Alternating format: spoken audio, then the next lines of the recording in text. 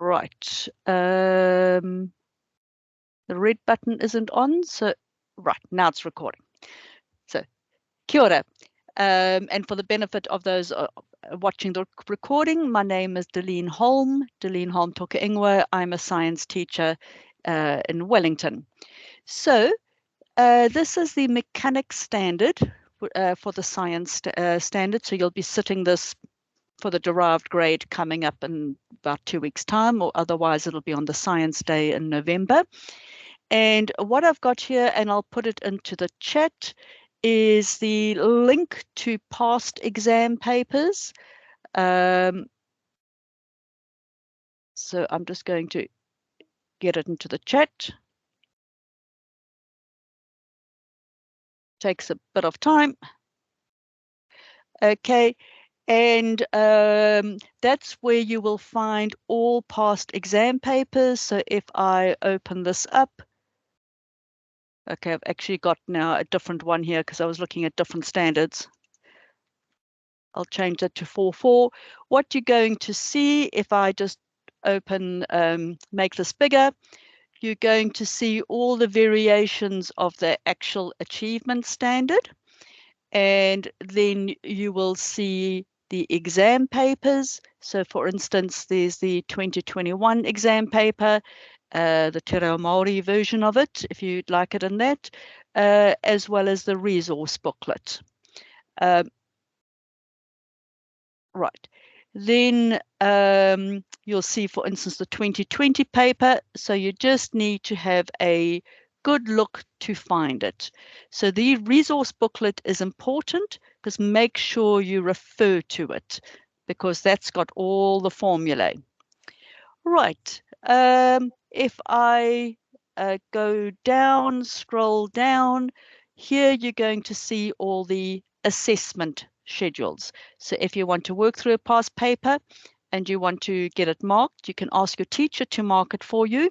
But it's always good that you can check it yourself because by looking to see what is at a merit excellence or achieve level is a way also of learning what to focus on. Right. So any questions on finding where to find past papers and the assessment schedules? Nope. Okay. Right. So what we're going to do now then is look at the 2000 and oh, okay, there was the assessment standard. Whoops. This is the one. Now, when you look at an exam paper, you don't see these photos because they've got copyright, but the photos tend to not be important. So when you're answering an exam, don't get distracted by the photos because that's not going to be important. The important things are the graphs, which you should be seeing. Sometimes though, if I scroll down, for instance, if you go to the NZQA site, you won't see this, but you won't see that picture either, but you will get the measurements. So I've got put in the actual, this one when we work through it, but just while you're practicing and you're wondering where it's going, at least the measurements are there so you can answer the question. So let's start. And what I thought I'd just do is go through like this. What I've also got here, if you just go into YouTube and you Google Andrew Sargent, he is our senior teacher or kaukamātua for physics.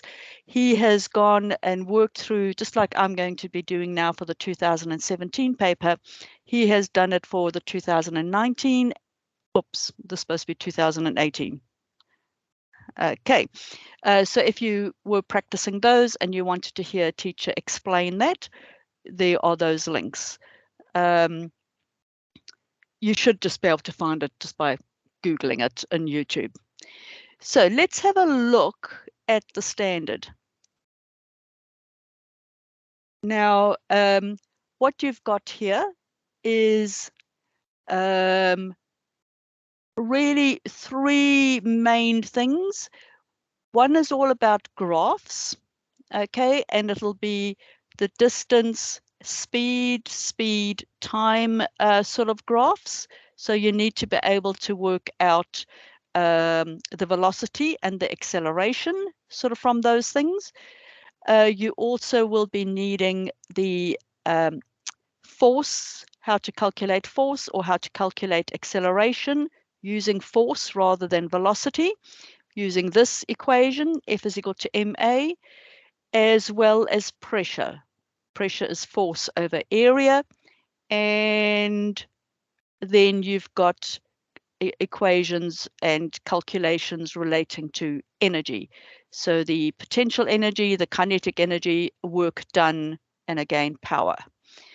Now, you think that's a lot of things to remember. Well, you don't actually have to remember it, because if I go scroll down, now actually before I carry on, is this all clear enough to see? So I just want to make sure, have I made it big enough? Yep. Yep, great. Okay, so don't worry about trying to remember it, because you are given it, and it's normally on page 2 of the exam paper. So here are all those equations that you saw on the standard are being given over here. So make sure when you do a calculation, you keep on referring to the given equations. So you're using the correct one. Don't rely on your memory unless you're absolutely certain, because you don't want to write down the wrong equation and then go wrong. So remember, I spoke about a resource booklet. So this is the resource booklet. Oh, sorry, that's the chemistry one. Okay, so for the, I did 90944 by mistake. It should be 90940. I'm already, sorry, I'm going to be doing the acids and bases. Yeah. Okay, switch off your mic unless you want to answer a question, just so it doesn't interrupt. Okay, so there is no resource booklet for the mechanics. There is for the acids and bases, which I'll be doing on Wednesday. Where it is in the science paper, the mechanics paper is actually in the exam paper. For the acids and bases, it's a separate booklet. For here, it's all given at the top. So you've got the cover sheet, and then here are all the things you're going to be working with. Right, so let's get going. And we're just going to work through the exam paper. Always ignore the photo as such. They're just there to make it look more friendly. And I'm actually going to swap to something where I can write on. I've just simply copied and pasted these things. So you can see I've just made that smaller. Now, when you look at this, what you want to do is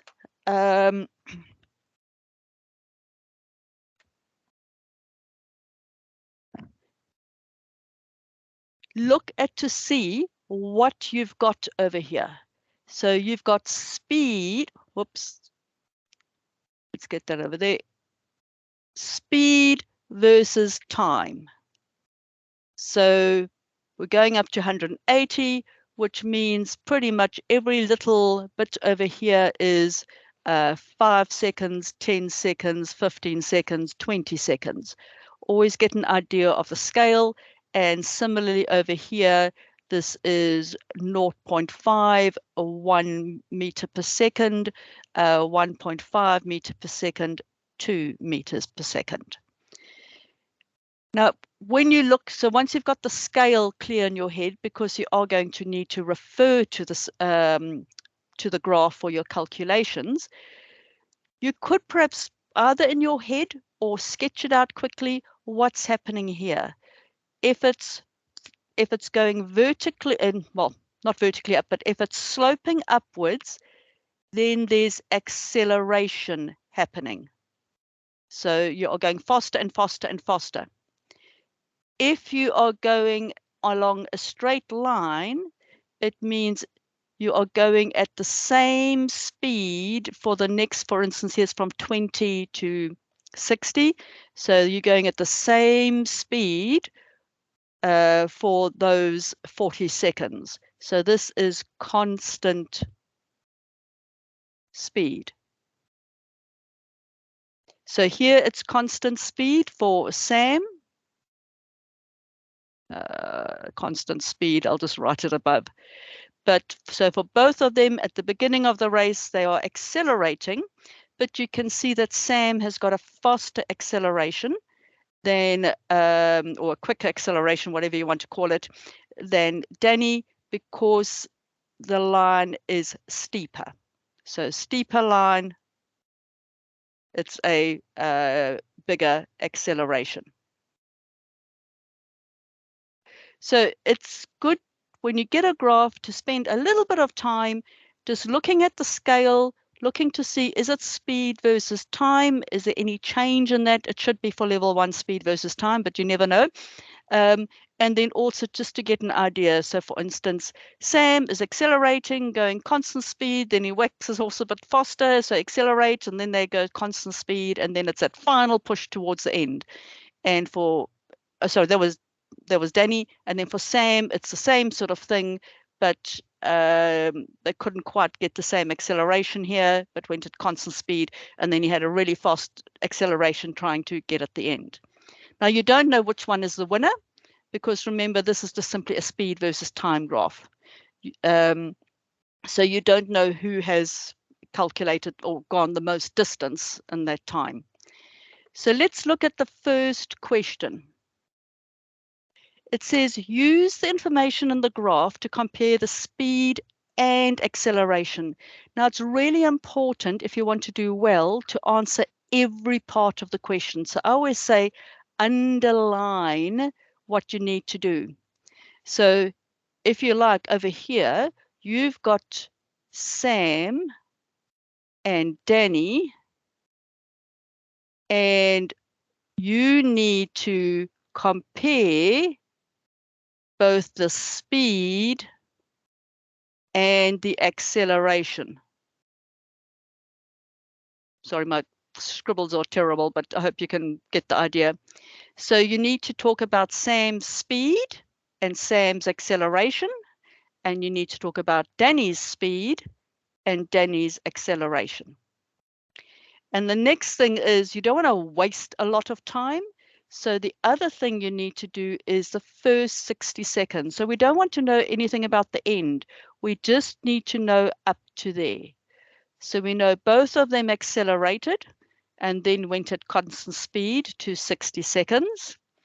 But that's going to get you sort of barely achieved, because we want a little bit more detail. And to do well, always put in the most obvious detail. And it does say use the information from the graph.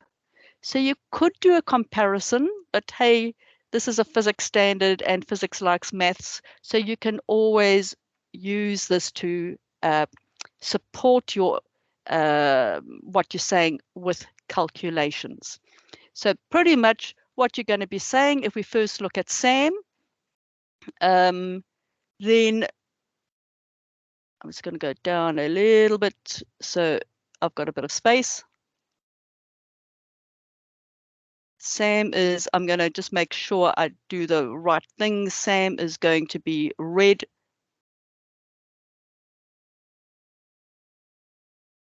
That's not red, but anyway. And Danny is going to be blue, just so that I don't muddle those up. So Danny is blue, so I'll remember the right thing. So if we first look at Sam, then we can go, okay, Sam has got, he accelerates only for the first 10 seconds. So Sam accelerates for the first 10 seconds. And as I say, support that with a calculation. So your acceleration is equal to your delta V over delta T, so the change in time, velocity over change in time. Notice how I put in the formula. So remember, if you don't remember, not sure about the formula, 100% sure, always go back and look at the given formula. And there it is over here. Okay, sorry, not that one. It's this one over here. So carrying on, you would look at the time. So that's why I say always look at your scale. For Sam, it is going to be 10 seconds. So the time is 10 subtract 0 because I'm going from 0 to 10. And the velocity is, this was an 8. So it's 8 subtract 0 because he's starting from that, which is 8 divided by 10. And so that's an acceleration of 0.8. Now, that's fine for like an achieved level. But remember, for merit excellence, you should be putting in units. So hopefully you all know what the unit of acceleration is. So it's meters per second, ms to the -2. So now we can do that. We can carry on with Sam, and we now go with his constant speed. So between 10 and 60, then Sam goes at constant speed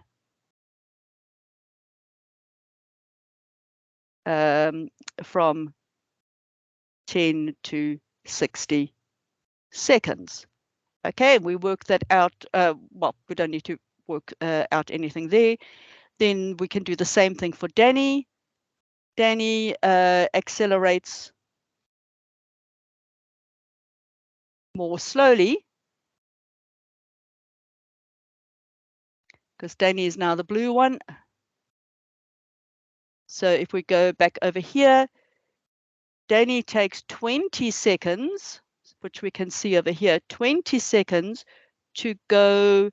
And remember what I said about always start by looking at the scale. So every sort of thing here is 0.5. So that is going to be 7 over there because it's 6.5, 7. And so we're going to have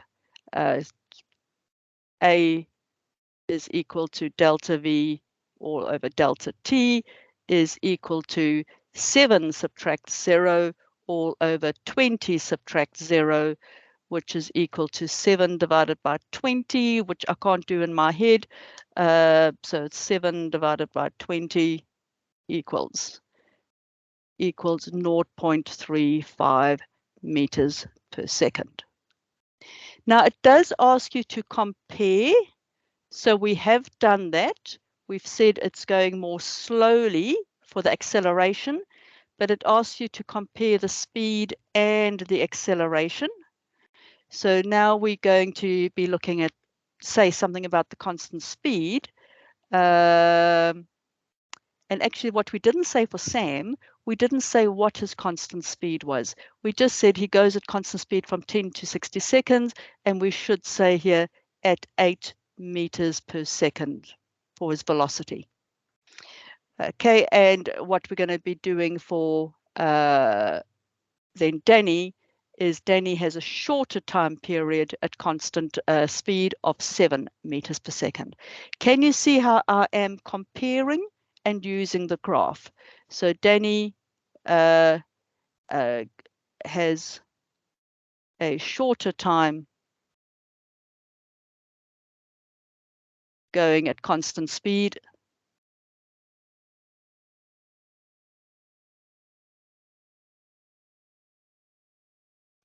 of 7 meters per second. So note how I am always putting in my units whenever I have a number. So it's an acceleration, so a number should have a unit. Any questions so far? Are you allowed calculators for this exam? Absolutely. Please, please, please take a calculator. I have got a very old-fashioned thing that I actually used when I went to university. This is what we used at university back in 1981. But you would probably have something more like this nowadays. Okay, just make sure you can use your calculator, because I find a lot of students they have the right working and then land up with the wrong answer. So make sure you can use your calculator. Right. So that sort of thing will get you up to merit level. If I just throw this assessment schedule in here, it is a bit on the small side, but just so you can see it. Now, you didn't have to lay it out like this, but it is helpful if you were doing a comparison, but most students would have done something like that. So notice, I better perhaps make this a little bit bigger. They first do the calculations and then they do a comparison. The way I answered it, I did the sort of the comparison with it. But can you see it state the obvious? Like between 20 and 60 seconds, neither accelerated. I didn't actually really say that, but it didn't need to be exactly all there. But the more detail you can give, even if it seems very obvious, the better. Now, the way the questions are also set, it's normally the first few questions always are like achieve merit level, and then towards the end of the question, you get an excellence level. So this one, as you can see, doesn't have an excellence level part of it because they're pretty much simple calculations, although you are doing a comparison. Okay, so let's go back to my next question. So here now, and I've just repeated the graph here so we don't have to keep on going up and down.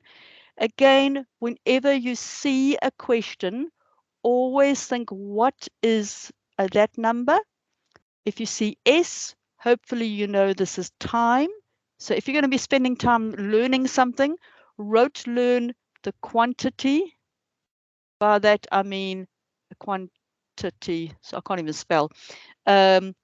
Quantity is things like velocity, acceleration, time, power, and so on. Learn the symbol that goes with it. So time is a small t. Capital T is temperature or period. So be very careful if you're using a lowercase t or a big T. And then also the last thing is learn the unit. Because if you can see the unit, the S, time is measured in seconds. You know this is T. And here you've got kilogram. And hopefully you know that's a unit for mass, which has a symbol of M. Now, once you've, and here is a unit of M, okay, which hopefully you know is the symbol for distance, which has a symbol for D. So we've identified T, D, and M. So now we go, you know, if we don't know where to start, you go and you look at the given information and you look for what formula has got those things in here. There's an M, okay? We wanted a D and we had a T. Look at else, okay, there's an M, although this is about energy, but hey, have a look at that one. We may need that one. There's an M as well. Here's a D, so we could be using that equation. And there's also a T over there. These don't have, oh, there's a T. So you know you are given a D and a T, which means the only thing you don't know is this one, which means you can calculate V. If you've now got V, it means you can start calculating anything that's got V in it. Do you follow? So here, for instance, if I've got M now and V, I can now calculate kinetic energy if I wanted to. So if you are given a question and you don't know where to start, try and work out what the symbols are from the given information. Then go to the given formulae and see where they appear. because then you can work out other things. So here, for instance, I can work out velocity, and once I've got velocity, or over here, I can work out acceleration. Once I've got acceleration, I can work out force. So can you see how you can stack the equations one after the other and find out more and more unknowns? So let's go back down here again. So we've got here accelerates for the first 10 seconds and covers a distance of 40 meters, and we've got a total mass. Use the acceleration. So they're actually telling you to calculate A. Okay, so they've told you to calculate A. So A we know is equal to delta V all over delta T, which you would look at. We are told it covers 40 meters, but we also told for Sam from the previous question, we knew that he had gone 0.8 meters per second, because it's now 8 subtract 0 all over 10 subtract 0, which is 0.8 meters per second. So you can use also information you have calculated earlier. So now that we've got that, it says calculate the work that Sam has done. So we know the distance is 40 meters, so we flip back up here again and we go, okay, what work has he done? That's the one with work. So I'm just checking that I'm doing the right thing, because I want to make sure I don't, because I haven't actually looked at this beforehand. So I'm just doing it as we go. Yep. So what we're going to be needing, because if we're needing work, we're going to need to have the force, which means we need the force from there to get to this one. Does that make sense? Can you see how I've tracked through by trying to work out what I need and then choosing which equations? I now know F, I know E, so I now know A, I can work out M. I have got M, so I can work out F, which means if I've got F and D, I can do the work. So let's go back down here very quickly. So we've got F is equal to MA. I know the M from here, and I know the A from there. Notice I do the equation, and then I substitute. So it's 308 times 0.8 is equal to, so it's 308 times 0.8 is equal to, and I get 246.4 newtons. I'm keeping all the figures in my calculator, and I will round off at the very end. So now I need to do the work. So my next thing is W is equal to FD, and I get those, I've gone back to the beginning of the question paper to find this, because I know F now, it's over this one. I know D. So I just heard something beep, so I just want to make sure. Yep. So yeah, what is the delta? Sorry, Noah, I didn't spot that one. Yep, the delta just means the change. Yes, do write it in your equations, because it is the change. So use whatever you're given, and because you do it from the graph. So notice the change. I started from 0 and I ended up at 8 meters per second.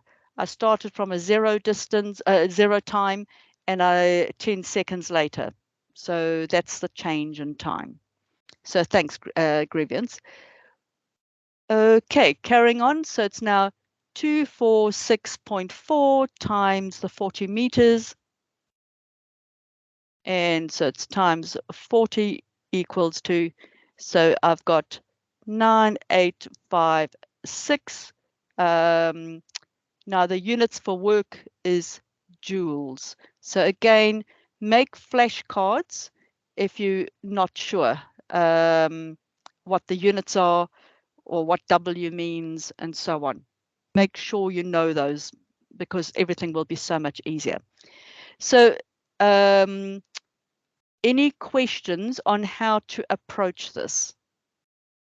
Because there wasn't just one formula you could use. You had to start with one formula and move to another one and move to the other one. Always lay out your things so you can see very clearly your steps. If you just throw in a mass of numbers, it's not too bad if your answer is correct, as long as you've shown all that working and the teacher can follow. But if you've made a mistake and the teacher can't follow, or you just simply write the answer, then it's a not achieved, even if the answer was correct. So show your working from the formula that you copy down, the values you substitute, and then your answer. Try and include your units in between. So even if you didn't write F and you just wrote down those numbers, we know at least you are working out a force because it's in newtons. So all those little tips can help you, you know, make your teacher follow what you're doing. Now over here it says explain the effect on work and power if a new heavier jockey was on Sam's horse and your calculations are not required. You can do calculations. You could say let the heavier jockey now weigh whatever, but you don't have to. But again, whenever you've got to explain something, I would always make sure you refer to a defining equation. So what we've got here is work and power. So sorry, you're going to be so sick and tired of me always going back, but I do want you to do this as well. You're going to be going here and you're going to go, okay, let me just rub this out. I need to talk about work and power. So the ones I want is power. No, sorry, it's pressure. This one's power here. So you'll notice I've got two P's here, two capital P's. So that one is pressure and this one is power. Just to be difficult. Okay, that should really be, would be great if it was, say, lowercase p to make the difference. But that one's power and that one's work. So we need to make sure we refer to those equations. W is equal to FD and P is equal to W over T. So we can go over here. W is equal to FD and P is equal to W over D. No, you're told not that you don't need calculations. So you won't get excellence if you use calculation compared to if you didn't use calculations. But you should be relating your explanation to those formulae. And I've just suddenly realized I've used a capital D. Please, the symbols, try and get them right. It's a small time. Yep. Okay. So basically what you're going to be saying, again, under highlight keywords, we've got the same speed and the acceleration. So that's going to be the same. Okay. But if I, so I'm going to be also doing the same distance. So that's going to be staying the same. How is therefore the work going to change? Well, the work's going to change because my heavier jockey is going to have an increased weight. So there'll be a greater weight on the horse. So the horse is going to need to have more force to carry that weight forwards. So therefore, force or F increases. I know weight is downwards, but if you've got the weight going downwards, you're going to need more pushing to make it go forwards. So F increases, therefore, the work done by the horse increases. So notice how I've just simply taken the formula and explained based on the formula. So, I didn't go, oh, now the horse is going to get more tired, it's got to do more work, and you can just go and do perhaps a little bit of a, the work and power is going to increase, but you haven't explained why, whereas using the equation will tell you. And now here, of course, you can say, right, we've gone the same speed and acceleration, so the t is going to stay the same because we're told it's the same speed. So here it was the same d, and now here it's the same t. So now here we've got W has got bigger, the work has got bigger, and therefore the power must have got bigger. So the heavy, as more work has to be done,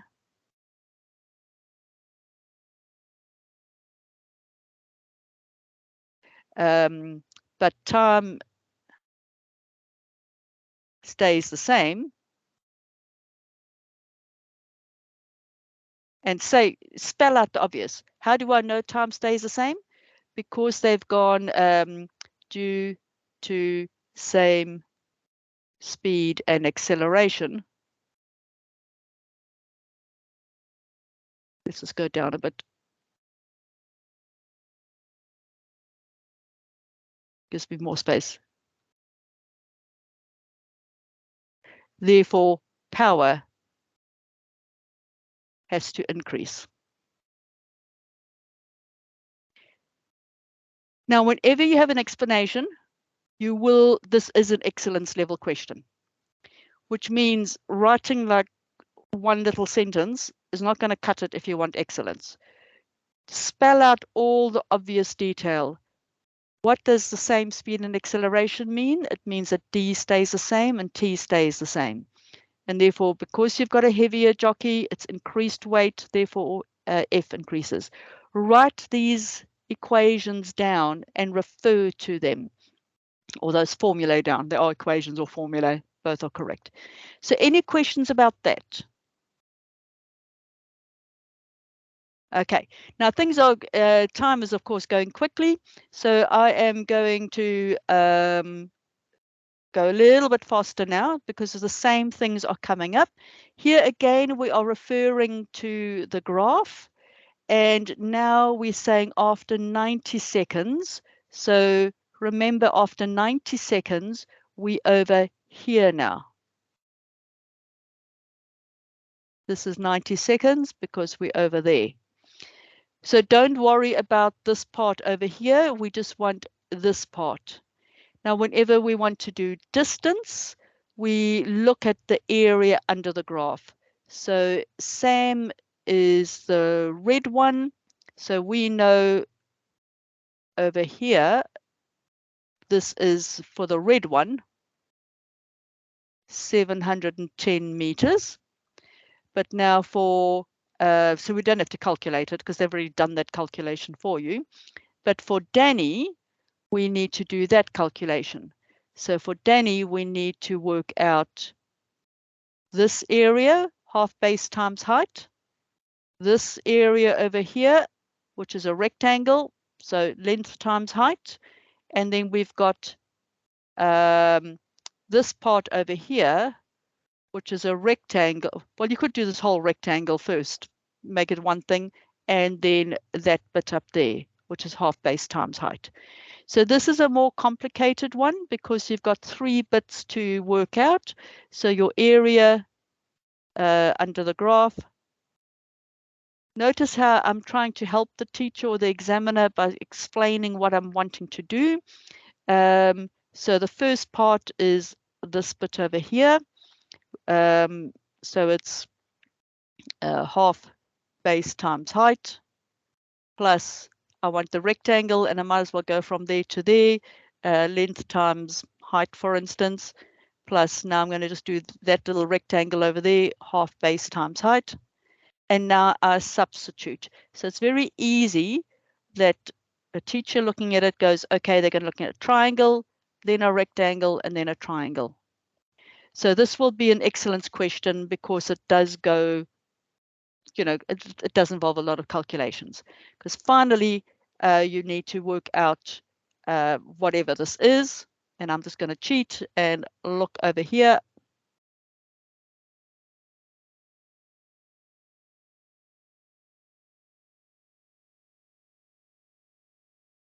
So can you see how they do this? Well, they've done it in 4 sections. Okay, they work out the final answer.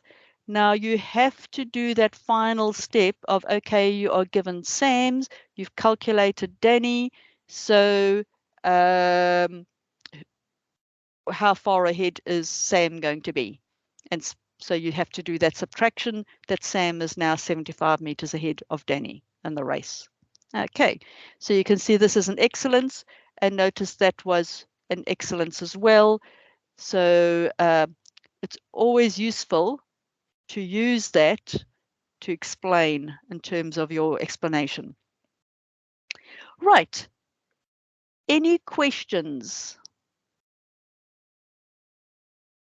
Nothing yet? Okay.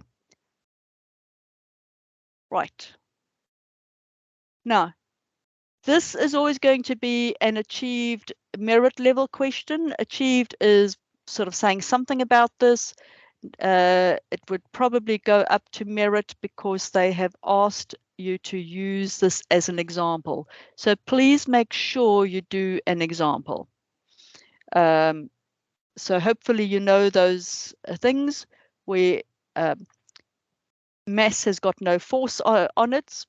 So it's just the amount of mass it has, which is 9.90 kilograms, whereas weight is the mass times the force.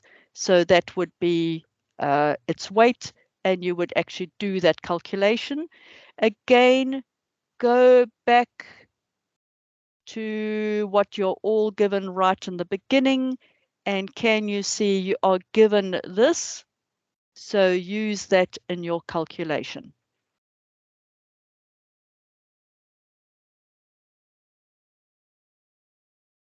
Oops, so over here.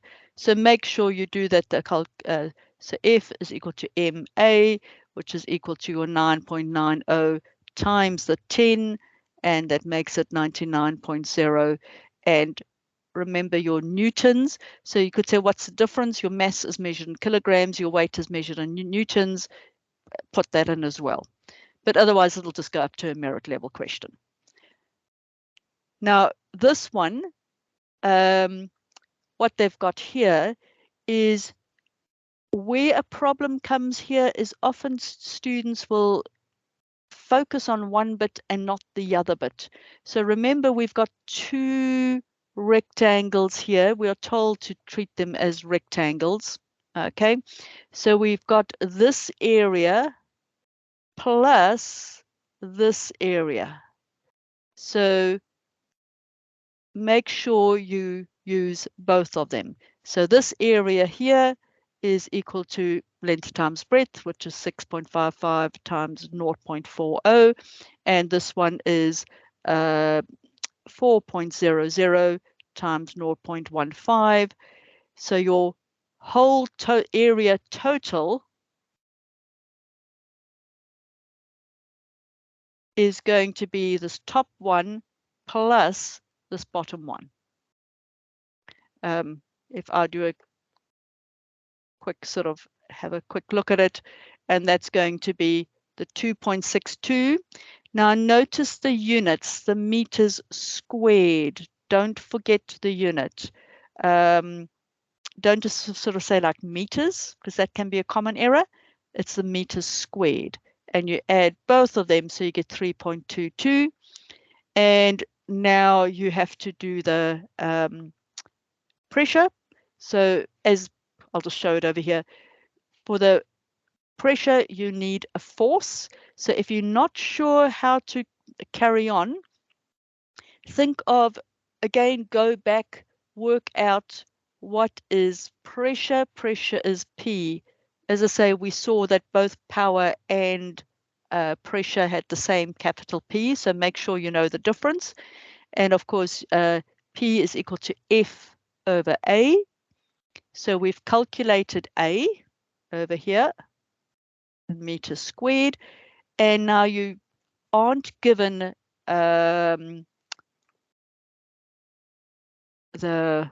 oops, let me just go, what information here? You were told it was 9.90 kilograms.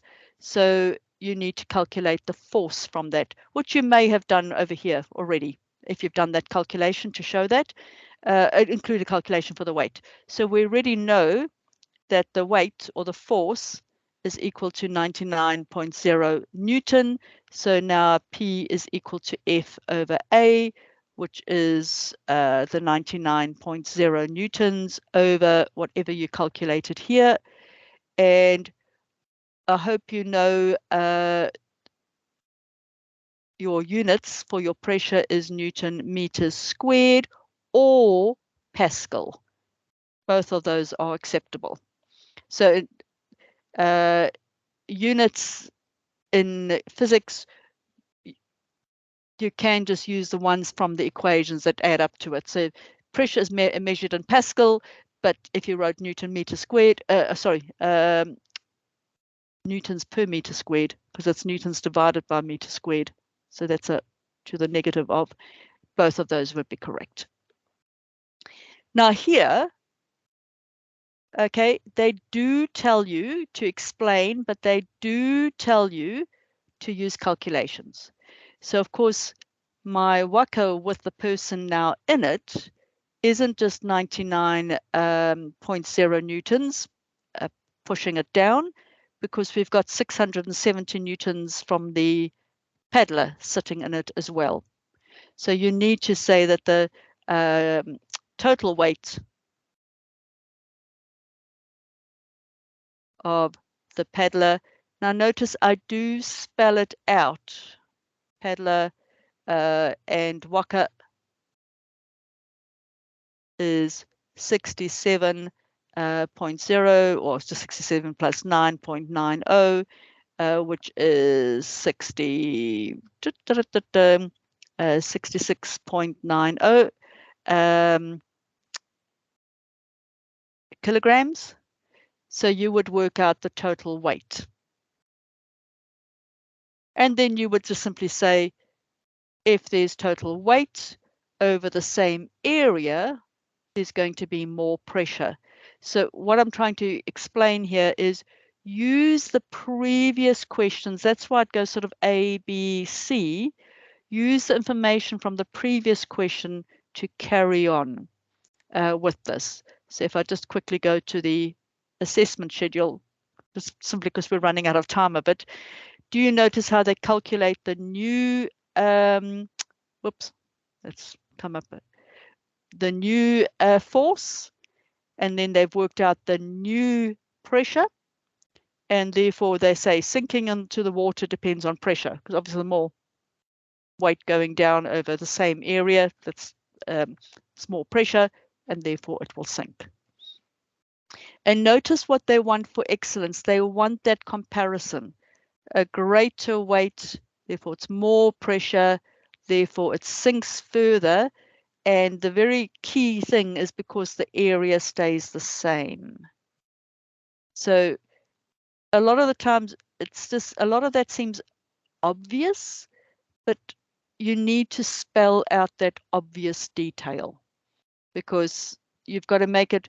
I always say, think of an examiner or your teacher as being like a 2-year-old, and you've got to explain everything very clearly to, as though they don't know any physics, because they want to see how much physics you know. So can you explain so clearly that even like a 2-year-old's a bit of an exaggeration, make it a 10-year-old, that a 10-year-old would understand it. Okay. Right, going back here, because there's now only about 10 minutes left. So sorry, I am spending a lot of time on those first few things. Okay, here we've got another one. And again, there was a pretty picture, which I've included here, but don't get sidetracked with, you know, that picture. You can, if you like, use that to sketch what you've got on here. So we've got a container, which is 60,000 newtons, and you know that's a weight, so we know it's a downward force. Okay. Should we use writing on the pictures, diagrams? Yes, or a picture helps you a lot to try and work out what's going on. So I would really write on the pictures. If it helps you to visualize better, or you can sketch one on the side here. And also if it helps the teacher or the examiner, if you've gone a bit weird or something and they're trying to work out what on earth you've been doing, then by you sketching, they can perhaps follow it, and you could perhaps get at least an achieved level mark for it. Okay, so again, what you'd always do, you go, okay, there's a value, there's a value. What does meters stand, what M stand for? M is a unit for distance, so we know that's distance. S stands for seconds, so we know this is time. So you go, okay, that is N, which is Newton, so we know this is pressure. And remember, it's pressure and not power. So again, we shoot forward to or back. What equation or what formula has D and T in it? So we go back over here and we go, I'll just rub all this out just to make it clear. We are given D and T, and we are given pressure. That was Newton's. That's a force. Sorry, force. Not, I made something wrong there. Please, Newton's is a force. Okay, please ignore what I said about pressure. I wanted that. So those are the ones. So think of what could be the same. There's an acceleration there linking that. We know that that V helps us perhaps with that. And so just ways we can link things. We know also we've got that. Okay. And we also know, because we've got distance and we've got the force, because of the 60,000 newtons, we can also work out our work done. And again, if we work out our V, and we've got our, because we've got force, we can work out the mass, we can work out other things as well. So there's a lot of ways we can link, and you can write all those equations down next to the question just to make sure that you use the right ones, and link them together. So going back over here, calculate the work done. So remember W, oh,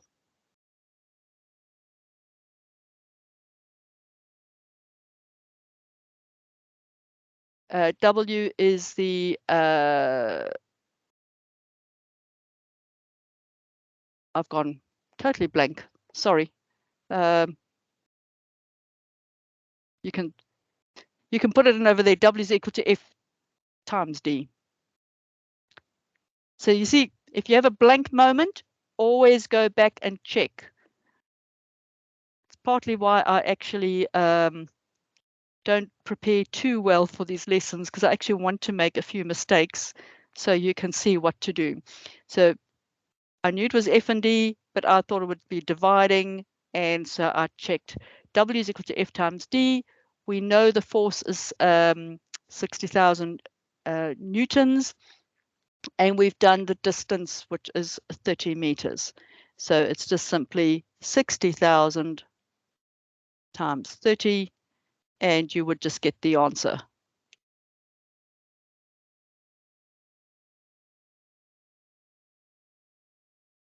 Now, if you can write 180,000, but otherwise, I really strongly recommend that you use your calculator, sorry, just to get it into the 10 to the minus things. So I'm just trying to check with this one, but you may find it easier to say 1.80 times 10 to the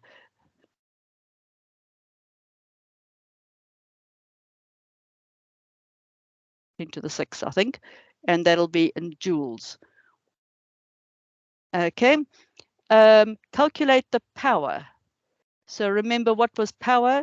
Power is the work done divided by time. So think of this, meters. Yes, you can. So you could do 1.80 times 10 to the 3 kilojoules.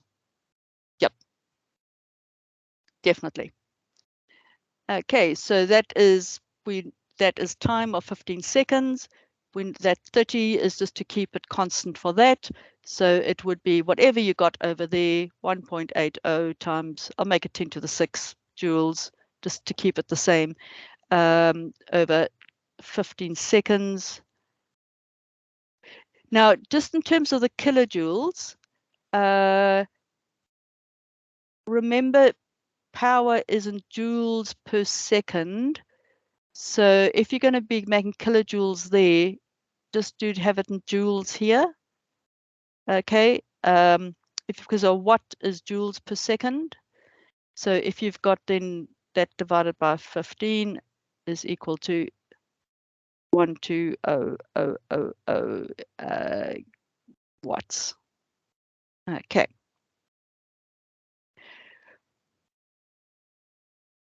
Any questions on that? Nope. And this would be probably be an achieve merit type thing, because they, again, at the beginning of a question. So it's, we just flip over here. Yep. Notice they've got a joules. You could have converted to kilojoules. Here they've got that as watts, or you could change it to kilowatts. If you had that as kilojoules divided by 15, then your answer would have to be in kilowatts. And it's pretty much one of them correct for achieve, both correct for merit. Now let's quickly flip to the last little bit. So explain what work is being done on the container. Now, if something is not moving, okay, or if it's going at constant speed, then there is no external force. Okay, so if you've got the crane, if it's hanging in the air without moving, then the force down must be equal to the force up. So there is no resultant force. When I did say just now going at constant speed, if it was going at constant speed upwards, it is going against gravity. So there is something happening there. But if it's just hanging in the air, there is no net force. So again, if we just have a look, because it's quicker than actually writing it, work done when a force causes a load to move in a direction of the force. And again, we've got the force is not causing the object to move, so no work is being done. If it's stationary, there's no work being done, so because there's no force. Now notice how they always refer to the formula in the explanation. So I really recommend whenever you've got an explanation, think, okay, it's talking about work or it's talking about force. What formula relates to work or force? And can I include that in my explanation by writing that out in some way? And then finally, I think this is the last one, is the last question, is they've given you a diagram and we are told that, oh, does anybody have to go now or can I finish this quickly? It is being recorded, but anyway, so I'll just carry on with it. So they're saying while the container is being lowered, so give the direction of the force of the way it's going, that it's moving downwards. Okay. Sorry, that's a very thick pen. I've used the wrong one really. Okay, so notice that the two arrows are different sizes and lengths. So we know that the upward force is smaller and the downward force is larger. So when you've got a net force, so whenever you've got a net force, it means you've got to have two opposing forces, or opposing in some way. Or it could even be in the same direction. If like I'm pulling on it and somebody else is pulling on me, and all in the same direction, we add my force plus that force. It's like two engines on a train. They're going in the same direction. So it just means when you've got two forces on an object, and if they don't cancel each other out, then you've got a net force. You can explain what you mean by cancelling each other out. If they equal forces in opposite directions, they will cancel each other out. Now explain the link between the direction of the vertical net force and the motion. So we can see from here it's being lowered. So spell that out, that the crane is, or that container is moving downwards. The fact that the larger force is downwards, so the net force for this diagram is downwards.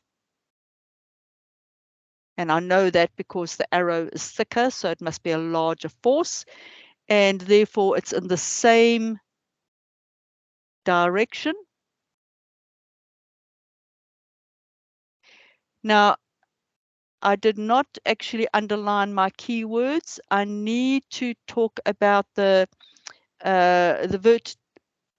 link for that net force and the type of motion. So remember what I said, if you've got no net force, if something is stationary or moving at constant motion, it is got no net force on it. So if it does have a net force on it, it is either accelerating or decelerating. And if I'm going moving in the same direction, if the force is in the same direction as the motion, I am accelerating. So we know that that container is accelerating downwards. So that was, I think, was the last question. Let's have a look. Yep. So the basically spell out what a net force is, and you've got to mention that it is accelerating. They're talking about an unbalanced force. That's a net force, and it's in the same direction as the motion. So that's it. We're slightly longer. Was that helpful? I'll actually stop recording now.